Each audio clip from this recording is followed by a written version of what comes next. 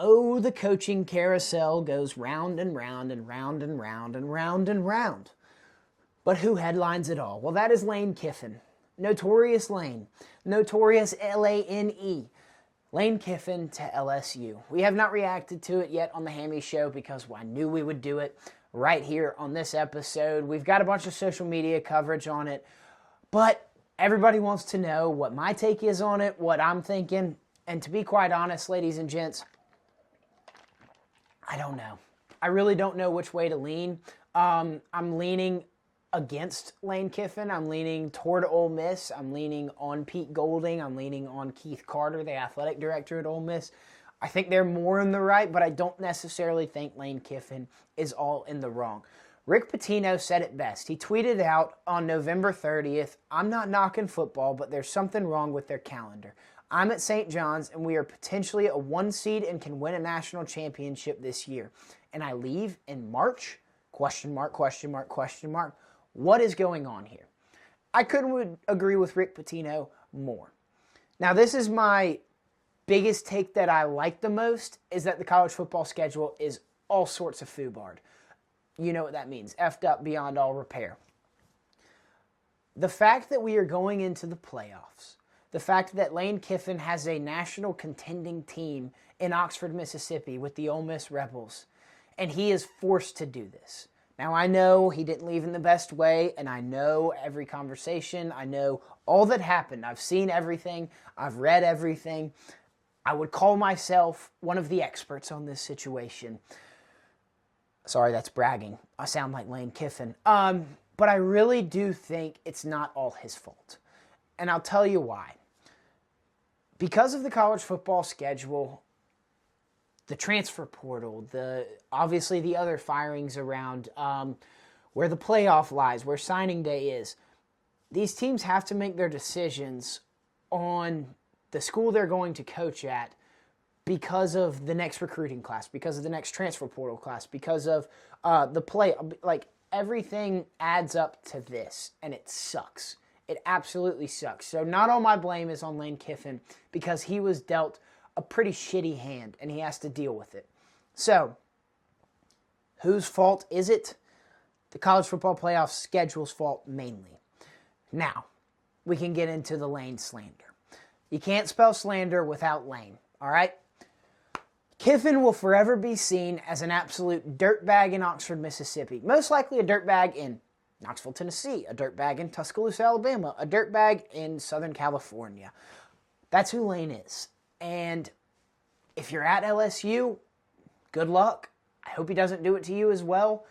But it's going to be a tough road because actions speak louder than words. Whatever Lane has said on Twitter, on whatever social media network, on TV, in post-game interviews, in game day interviews, in his documentary, his actions have spoken louder. They're speaking louder what happened at Tennessee after he left with just staying there with just 1 year under his belt. They're speaking louder when he got fired from USC on the tarmac, getting on a plane. They're speaking louder when Nick Saban told him to get out of his office and get out of the Alabama building. And now they're speaking the loudest with this Ole Miss departure. I was listening to an interview done by, I couldn't tell you the name of it, and I'm sorry that I can't give credit. The school paper at Ole Miss was doing some people on the street interviews in Oxford, asking these college students at Ole Miss what their thoughts were on the Lane Kiffin situation. And one girl came on and she said, "I'm from Cleveland, Ohio, and I thought LeBron leaving Cleveland was the worst thing I had ever seen in sports. I thought it ripped my heart out. It was a knife in the throat. It sucked. And this topped it." And I get it. I get it. College athletics, in my opinion, are the greatest athletics because you not only are a rebel or you are a dog, like, you went there, so you can say that. You are that university. You are a Georgia Bulldog. You are an Ole Miss Rebel. You are an Alabama Crimson Tide. You are an LSU Tiger. You are whatever.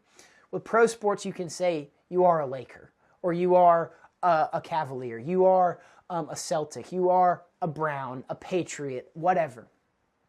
But you never played there. There's players that can say that, But as a fan, you can't say you are a Laker. You are a Celtic.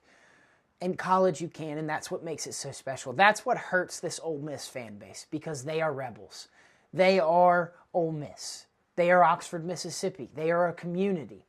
And Lane Kiffin, Indiana Jones them, stuck his hand in their chest, twisted it, and ripped their heart out. And it sucks. So yes, he will always be a dirtbag. How he left stinks. And like I said, it's not all the blame on him. The college football playoff schedule sucks. Or the college football landscape schedule sucks. But how he left really sucks.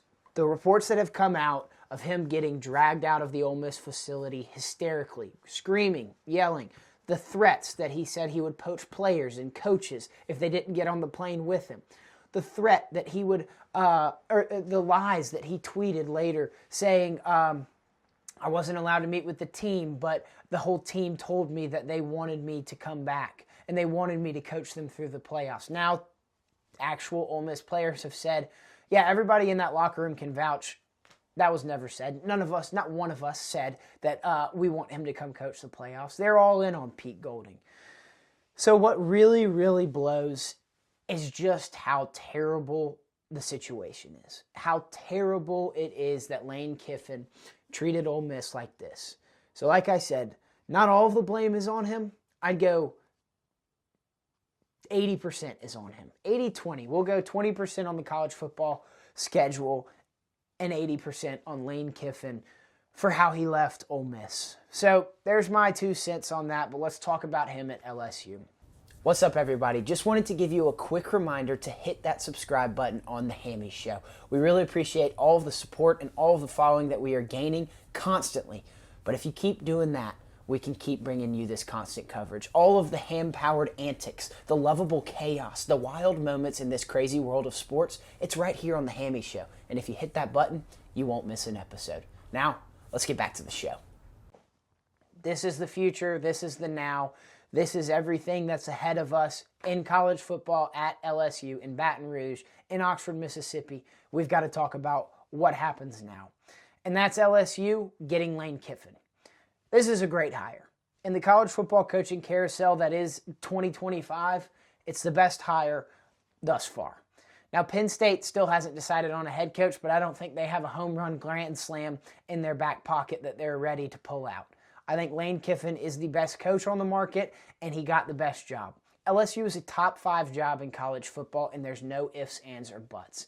You have the support, the NIL, you have the recruiting ability in the state of Louisiana and in the Southeast. You have a plethora of football players that can play at the college level and be game wreckers. So Lane Kiffin is walking into a great situation where they are allotting him $25 million a year in NIL money. Now, we all know what Lane did at Ole Miss with the transfer portal. If he takes this at LSU, he's going to win a national championship, at least an SEC championship. This is a great hire, but here's my grade. This is what you've all been waiting for. LSU to Lane Kiffin, an A. I'll tell you why. It is the best hire, but it's an expectation. The LSU job expects and hangs their hat on the fact that the 3 coaches before Brian Kelly all won national championships: Ed Orgeron, Les Miles, and Nick Saban. They are a premier program. They are an upper echelon program. They can compete with anybody if the right coach is sitting at that desk and calling the plays. That is what Lane Kiffin is. Why it's not an A+ is the expectation. The expectation is for him to be at LSU for the rest of his life, for him to stay at LSU until he retires from coaching. Well, ladies and gentlemen, if time has taught us something, it is that Lane Kiffin will leave. And I'm not saying it's going to happen, but why this isn't an A+ hire is because of that lurking little thought in the back of your head that says, well, if he's done it once, if he's done it 4 times, he's going to do it again. If the Falcons come calling, if the Chiefs come calling once Andy Reid retires, if the Saints come calling when they keep sucking, if whoever in the NFL calls, you don't think Lane's going to hear him out? Just saying. You think Kalen DeBoer leaving Alabama is out of the cards? Not at all. Not one bit. You think that Alabama job comes open and Lane doesn't get a call? I'm just saying. Lane Kiffin is not an A+ hire at LSU because of his threat to leave. That's my 2 cents. That's my grade. A, Lane Kiffin, LSU.